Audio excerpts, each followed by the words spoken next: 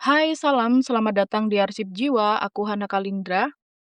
Kali ini kita akan mendongeng lagi, ya, dan seperti yang udah aku janjikan di episode sebelumnya, tentang biografi Jung itu akan aku bagi jadi dua. Yang pertama tentang perjalanan keseluruhan hidupnya ya, dan untuk part kedua ini adalah tentang perpisahan Jung dan Freud. Karena ini cukup fenomenal dalam sejarah ilmu pengetahuan gitu, dan perpisahan ini adalah salah satu yang paling berpengaruh yang pernah terjadi. Bukan cuma karena mereka punya dua aliran pemikiran yang berbeda ya, tapi karena di balik perdebatan intelektual itu, ada cerita yang sangat manusiawi sebenarnya tentang pengkhianatan, tentang kehilangan, dan harga diri menjadi diri sendiri. Kita mulai masuk ya. Untuk memahami betapa menghancurkannya perpisahan ini, kita perlu memahami dulu nih betapa intensnya awal pertemuan mereka. Tahun 1906, Jung waktu itu kan 30 tahun dan masih kerja di rumah sakit jiwa. Dia mengirimkan hasil penelitiannya tentang tes asosiasi kata kepada Freud di Wina. Dan kemudian Freud membaca dan tertarik nih. Mereka mulai kirim-kiriman surat ya, korespondensi yang kemudian jadi dokumen sejarah penting gitu. Karena teks surat-surat mereka tuh diterbitkan bertahun-tahun kemudian sebagai The Freud-Jung Letters. Setahun kemudian, Jung pergi ke Wina untuk bertemu langsung ya. Pertemuan itu berlangsung selama 13 jam tanpa berhenti. Bagi Jung, Freud itu sosok yang luar biasa. Bukan cuma karena cerdas ya, tapi karena Freud itu pembawaannya yakin gitu. Freud bicara tentang jiwa manusia itu dengan keyakinan yang apa ya, mungkin kayak nabi gitu, kayak seseorang yang mencetuskan sesuatu dengan sangat yakin dan tidak ragu-ragu gitu. Jadi dia nggak bimbang sama sekali.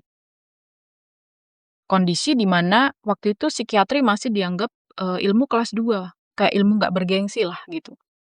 Tapi Freud itu justru berdiri dengan kepala tegak dan mengatakan bahwa saya sudah menemukan cara kerja pikiran manusia. Nah, untuk Jung yang masih mencari ya, yang sejak kecil tuh dia bawa banyak pertanyaan-pertanyaan besar tentang jiwa yang belum punya jawaban, maka Freud ini kayak terasa orang yang akhirnya bawa peta gitu.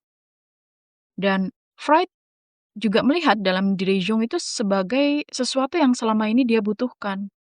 Seorang penerus gitu yang bisa membawa psikoanalisis itu melampaui lingkaran intelektual Yahudi Wina. Dalam konteks antisemitisme Eropa awal abad ke-20 itu kan hambatan yang nyata banget bagi penerimaan teorinya secara luas gitu. Nah, Freud secara terbuka itu menyebut Jung sebagai putra mahkota gitu. Dalam surat-suratnya dia tuh nulis dengan nada kebapakan yang hangat ya. Dia menunjuk Jung sebagai presiden pertama Asosiasi Psikoanalitik Internasional gitu di tahun 1910. Dia bahkan pernah berkata langsung ke Jung, "Kamu adalah orang yang akan menggantikanku." Dan ini kepercayaan yang besar banget, tapi juga tanpa sadar sebuah tekanan itu juga besar ya. Karena kepercayaan seperti itu sering datang dengan syarat yang tidak diucapkan ya. Ada kayak kode tidak tertulis bahwa ya selama kamu itu setuju sama aku gitu. Nah, kemudian benih perpecahan itu udah ada sejak pertemuan pertama ya, tapi butuh waktu bertahun-tahun sebelum itu akhirnya jadi bom waktu ya. Dan perbedaan mendasar mereka itu bisa diringkas dalam dua pertanyaan besar. Pertanyaan pertama, itu apa sih yang menggerakkan manusia? Bagi Freud, jawabannya tuh jelas banget ya. Itu libido gitu. Jadi energi psikis yang pada dasarnya adalah dorongan seksual. Semua perilaku manusia ya, semua mimpi, simbol-simbol, itu pada akhirnya bisa ditelusuri kembali ke hasrat seksual yang ditekan. Jadi kayak trauma masa kecil ya, konflik bawah sadar, neurosis, itu semuanya berakar dari sana. Dan Freud sangat serius tentang ini. Ini bukan cuma apa ya, metafora gitu bukan, tapi benar-benar fakta ilmiah yang dia pertahankan dengan sangat gigih gitu. Jung tuh awalnya mencoba menerima gagasan ini ya, menerima kerangka ini. Tapi semakin dalam dia bekerja dengan pasien-pasiennya ya, semakin dia ngerasa bahwa ini kayaknya nggak pas gitu. Jiwa manusia yang dia lihat dalam ruang praktiknya itu terlalu luas gitu, terlalu kompleks. dan terlalu spiritual juga untuk bisa sepenuhnya dijelaskan oleh seksualitas yang ditekan. Bagi Jung, libido itu sesuatu yang jauh lebih besar. Jadi kayak energi hidup yang kreatif, bisa diekspresikan melalui seksual iya, tapi juga bisa melalui seni, melalui pencarian spiritual ya, keinginan untuk berkontribusi atau hasrat untuk menjadi utuh. Bagi Jung, manusia itu bukan cuma bagi Jung, manusia itu adalah makhluk yang juga mencari makna. Nah, pertanyaan kedua ya, seberapa dalam alam bawah sadar itu? Freud percaya bahwa alam bawah sadar itu gudang pribadi masing-masing orang. Isinya ada represi, trauma, insting yang nggak bisa diekspresikan gitu secara sosial. Setiap orang itu punya alam bawah sadarnya sendiri yang terbentuk dari pengalaman hidupnya sendiri. Oke, nah Jung setuju sampai sini ya. Tapi dia juga melihat lebih jauh dari ini. Di bawah alam bawah sadar pribadi, Jung menemukan atau mungkin tepatnya dia merasakan gitu ya, sesuatu yang lebih dalam. Sebuah lapisan yang nggak lagi bersifat personal. Lapisan yang tampaknya tuh dimiliki bersama oleh seluruh umat manusia ya. Lintas budaya, lintas waktu, lintas sejarah. Dan dia menyebutnya dengan ketidaksadaran kolektif atau collective unconsciousness. Dan isinya ini bukan kenangan-kenangan yang ditekan aja nih ya, tapi isinya adalah arketip, pola-pola dasar gitu yang muncul dalam mimpi-mimpi manusia, dalam mitos gitu, dalam ritual keagamaan dari seluruh penjuru dunia tanpa perlu diajarkan. Misalnya kayak figur ibu yang mengayomi atau figur pahlawan yang menghadapi monster ya, sering banget muncul di film-film. Atau figur orang tua bijak yang muncul di saat-saat krisis. Ada juga figur bayangan yang menyimpan semua yang kita tolak dari diri kita sendiri. Terus juga ini menjawab misalnya kenapa mitos Yunani itu punya pola yang sama dengan mitos Indian Amerika. Kenapa juga simbol yang muncul dalam mimpi pasien Jung di Zurich ya, itu sama persis dengan simbol dalam naskah alkemi abad ke-17 yang pasien itu nggak pernah baca. Kayak yang udah pernah kita bahas di episode sebelumnya tentang alkemi.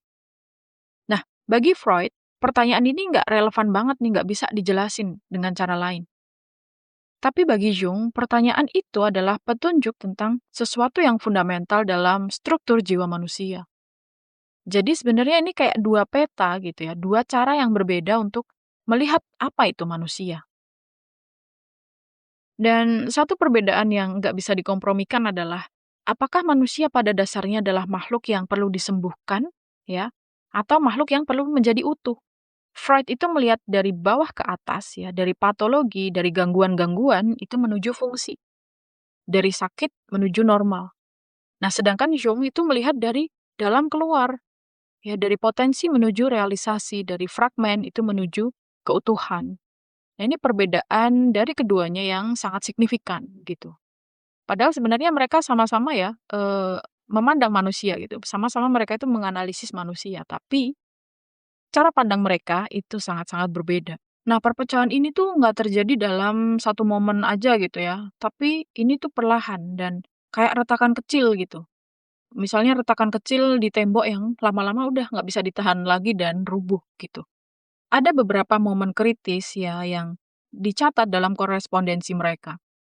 Salah satunya terjadi dalam perjalanan kapal menuju Amerika tahun 1909 ketika mereka berdua itu diundang untuk memberikan ceramah di Clark University. Nah, selama berminggu-minggu di atas kapal, mereka menganalisis mimpi satu sama lain. Dalam satu sesi, Freud itu nggak mau nih nyeritain detail mimpinya ke Jung. Alasannya dia nggak pingin kehilangan otoritasnya gitulah, kayak nggak mau lah kehilangan wibawanya gitu ya. Nah, kemudian Jung nih mencatat momen itu dalam autobiografinya dengan nada yang sedih ya. Dia bilang gini, pada saat itulah otoritasnya lebih penting baginya daripada kebenaran. Ini adalah retakan yang udah nggak bisa ditutup lagi nih. Kemudian titik puncaknya ketika Jung itu menerbitkan Symbols of Transformation pada tahun 1912 ya, karya di mana dia menganalisis simbol-simbol dalam pikiran seorang pasien itu bukan cuma melalui lensa seksualitas, tapi dengan merunut arketip mereka ke mitologi kuno ya, ke agama-agama dunia, ke struktur jiwa yang lebih universal. Ini kayak deklarasi intelektual gitu. Jadi cara Jung mengatakan bahwa, "Pak, visimu tentang jiwa manusia itu terlalu sempit gitu untuk menampung apa yang aku lihat." Nah, kemudian Freud baca nih buku dan disitulah dia murka, ya. Sejak itu korespondensi mereka tuh jadi mulai dingin nih. Surat-surat yang dulu hangat dan penuh antusiasme gitu berubah jadi formal, jadi berjarak gitu dan kadang sarkastik. Pada Januari 1913, Freud itu nulis surat yang intinya dia memutuskan hubungan personal mereka secara definitif. Jung kemudian mundur dari asosiasi psikoanalitik dan nama baik mereka berdua ini dipertaruhkan ya pada masa-masa itu. Kolega-kolega yang selama ini berada di antara mereka berdua ya, itu harus milih gitu, mau nggak mau kan ya. Dan Jung yang waktu itu jadi kehilangan mentor sekaligus sahabat intelektual terdekatnya, kemudian dia masuk ke dalam periode kegelapan yang paling dalam dalam hidupnya, yang udah kita bahas di part pertama ya. Nah, sebenarnya apa sih yang lahir dari perpecahan ini? Disinilah yang paling menarik dari seluruh cerita ini gitu ya. Karena perpecahan yang begitu menyakitkan ini justru jadi katalis terbesar bagi perkembangan kedua orang ini setelahnya gitu. Freud itu setelah kehilangan Jung semakin mengeraskan dan menyempurnakan teorinya nih. Lahir struktur psyche yang kita kenal ada istilah id, ego, dan superego. Nah, ini teori paling terkenal dari Sigmund Freud ya. Kemudian lahir juga teori tentang insting kematian, tentang Eros dan Thanatos. Freud jadi makin ortodoks, semakin ketat dalam mendefinisikan apa yang boleh dan apa yang nggak boleh disebut sebagai psikoanalisis. Jung justru sebaliknya ya, dia malah jadi makin bebas gitu, bebas dari kerangka yang selama ini dia paksa untuk fit in gitu di dalamnya. Dari kegelapan krisisnya sendiri lahirlah teori-teori paling orisinil dan paling jauh gitu jangkauannya. Kayak misalnya konsep ketidaksadaran kolektif dan arketip itu kemudian jadi dikembangkan lebih penuh. Konsep individuasi itu ya sebagai perjalanan jiwa menuju keutuhan itu jadi lebih matang gitu konsepnya. Kemudian ada tipologi psikologis kayak introvert dan ekstrovert ya, kayak yang kita tahu saat ini gitu ya. Dan kemudian temuan-temuan yang lainnya itu sebagai cara Jung memahami mengapa dia dan Freud itu bisa sedemikian berbeda, meskipun keduanya itu sangat cerdas dan ya sama-sama serius gitu dalam disiplin ilmu ini. Jadi warisan Freud itu kemudian diserap ke dalam arus utama psikiatri dan psikoanalisis. Pendekatan psikodinamik gitu yang sekarang diajarkan di Fakultas Kedokteran ya dan juga di Fakultas Psikologi di seluruh dunia itu punya fondasi Freudian juga gitu. Meskipun udah banyak juga dimodifikasi oleh penerus-penerusnya nih kayak misalnya Melanie Klein, ada Donald Winnicott. Kemudian institusi kayak The American Psychoanalytic Association itu juga membawa warisan-warisan dari Freud itu. Kalau warisan Jung itu justru berkembang dalam ekosistemnya sendiri yang spesifik. Jadi ada yang namanya The C.G. Jung Institute di Zurich yang didirikan tahun 1948 itu jadi pusat pelatihan analis Jungian dari seluruh dunia dan dengan kurikulum yang nggak cuma mencakup psikologi juga, tapi ada mitologi perbandingan, ada simbolisme agama, analisis mimpi, dan juga teknik-teknik kayak active imagination gitu. Ada juga Society of Analytical Psychology di London dan berbagai Jungian Society di New York, San Francisco, dan juga Chicago. Jadi kalau aku pakai analogiku sederhana gitu ya untuk hal ini, Freud itu kayak Android menurutku. Teori-teorinya itu jadi sistem operasi dasar yang dipakai dan dimodif oleh banyak pihak, tersebar luas gitu dan jadi mainstream. Nah, sedangkan Jung itu kayak Apple. Jadi dia kayak membangun ekosistemnya sendiri gitu yang tertutup dan spesifik gitu dengan caranya dia sendiri untuk melatih ya, sertifikasi dan menjaga kualitas interpretasi teorinya. Perbedaan itu juga mencerminkan karakter keduanya bahwa Freud itu ingin teorinya menjadi arus utama ilmu pengetahuan. Kemudian Jung itu mungkin karena memang dia struktur jiwanya memang gitu ya, jadi dia lebih nyaman membangun jalurnya sendiri di luar arus utama. Nah, kemudian apa sih yang bisa kita pelajari dari ini semua ya? Jadi aku nggak mau menutup episode ini dengan cuma catatan sejarah gitu ya, karena ada sesuatu dalam cerita ini yang menurutku relevan banget gitu dengan kehidupan yang kadang nggak ada hubungannya dengan psikologi akademis nih ya kan. Jadi hubungan Jung dan Freud itu cerita tentang apa yang terjadi ketika kita terlalu banyak menempatkan identitas kita pada seseorang yang kita kagumi.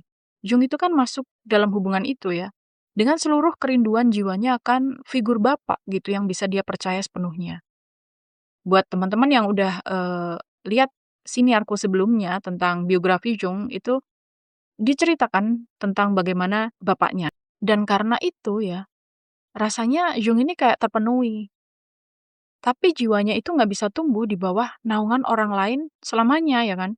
Ada momen di mana dia harus milih gitu antara tetap setia sama figur itu atau setia sama dirinya sendiri gitu, dan pilihan itu selalu mahal harganya. Dalam konteks Jung ya, harga yang harus dia bayar itu kayak dia harus kehilangan komunitas ya, kehilangan mentor, kehilangan rasa aman yang selama ini dia miliki sebagai bagian dari gerakan yang lebih besar gitu. Jadi harga yang harus dibayar adalah krisis yang nyata dan mendalam gitu. Tapi di sisi lain ya, pilihan itu sebenarnya ada kebebasan. Ya, kebebasan untuk berpikir tanpa batas yang ditentukan oleh orang lain. Kebebasan untuk bertanya pertanyaan-pertanyaan yang tidak diizinkan gitu dalam kerangka yang udah ada yang dia ikuti tadi. Nah, individuasi itu jadi konsep terbesar Jung, bahwa proses menjadi dirimu sendiri yang utuh itu nggak akan bisa terjadi tanpa melewati momen-momen di mana kamu harus milih antara kenyamanan dan kejujuran. Nah, Jung mengajarkan itu bukan cuma dari kelas kuliah nih ya kan, tapi dia mengajarkannya dari dalam pengalaman yang dia bayar dengan harga yang sangat mahal. Kemudian pada tahun 1953 ya, 20 tahun setelah perpisahan itu, ada seorang jurnalis bertanya ke Jung gitu ya tentang Freud. Apakah dia menyesal dengan cara perpisahan itu gitu ya. Jung diam sebentar terus dia berkata sesuatu yang menurutku ini begitu indah dan sangat jujur. Dia bilang, aduh aku sedih banget. Dia bilang bahwa dia menyesal kehilangan persahabatan itu. Bahwa Freud itu adalah manusia yang luar biasa dan pertemuan dengan dia itu mengubah hidupnya gitu. Tapi dia nggak menyesal dengan jalan yang dia pilih. Karena jalan yang lain, misalnya dia tetap ikut Freud gitu ya, itu sama aja jalan untuk tetap diam gitu. Untuk tidak mengatakan apa yang dia lihat demi menjaga hubungan itu. Bukan jalan yang bisa dia jalani tanpa kehilangan dirinya sendiri. Dan kehilangan diri sendiri ya bagi Jung itu adalah sesuatu yang dia nggak akan pernah mau bayar dengan apapun, dengan kenyamanan apapun gitu. Kita udah di penghujung episode ya, dan ingat bahwa terkadang kehilangan yang paling menyakitkan itu adalah hal yang membawa kamu paling dekat dengan dirimu yang sesungguhnya. Terima kasih udah mendengarkan Arsip Jiwa, aku Hana Kalindra, sampai jumpa di frekuensi selanjutnya. Bye-bye.